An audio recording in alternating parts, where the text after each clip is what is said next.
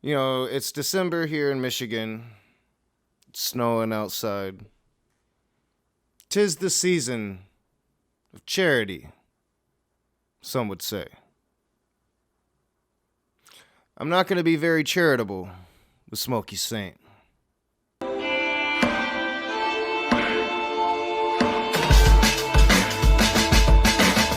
What's up, you godless bastards? Welcome back to The Rage.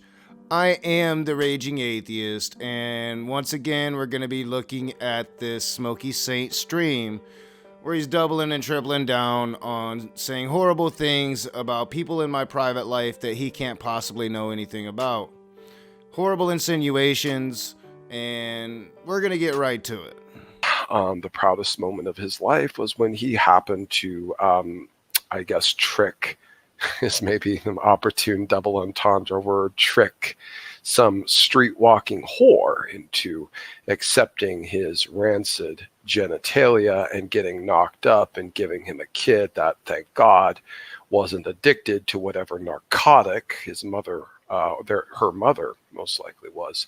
Yes, he is insinuating that a person he can't know, the mother of my daughter, is a street walking whore addicted to a narcotic. Now, and he's also insinuating that I tricked her into having sex with me because, you know, it only took that one time. And he can't possibly know any of this stuff. He's putting it out publicly, committing all kinds of just ethical problems here, and any Christian that's going to support him. And there was quite a few Christians that were supporting this. All of you had these ethical problems now because he can't possibly know any of these things. I've never stated that my daughter's mother abandoned my daughter. I've never stated that I had a one-night stand with my daughter's mother. So he is only making this shit up. You know, I don't really have to explain this, and I'm not going to go into too much detail because it's nobody's business. But I was with my daughter's mother for about 6 years. My daughter came at the end of that relationship. You know, I met her at work, didn't meet her on the streets. She wasn't walking the streets selling that ass. She wasn't doing none of that. Wouldn't have been anything wrong if she was. But no, I met her at work. We were together for a very long time. It didn't work out. And that's all I really need to say about it. So upon saying this and drawing these assertions based upon what Ronnie had put out there, what followed was a massive triggering. And I do mean massive. And if you guys would like to see it and review, I'm not going to play it again here. The 2 shows ago, part one of the rat roach and the donkey, dealing with them, we went over it and I showed it his complete and utterly outstandingly epic meltdown over this assertion. And y'all have seen that by now.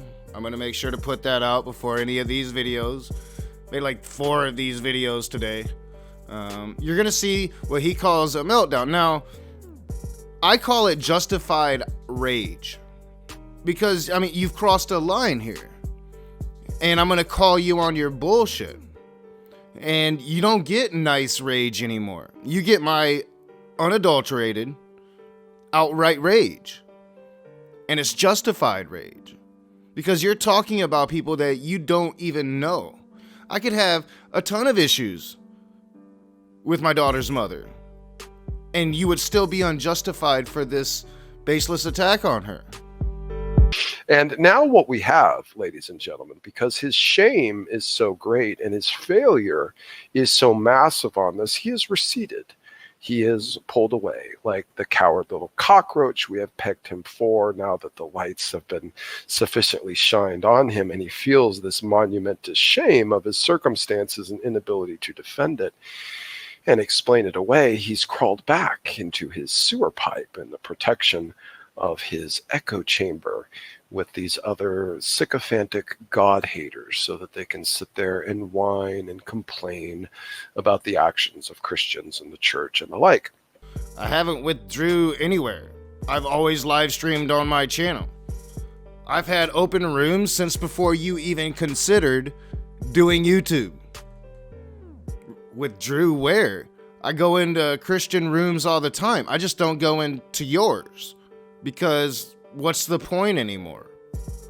I have so thoroughly defeated you, Smokey Saint, that it's not even fun for me anymore. And you have been so thoroughly defeated that you have buried yourself down in the gutter with the most baseless of just dipshittery that you could do. So he has retreated. He has fallen back and said that he's not going to venture out too often anymore.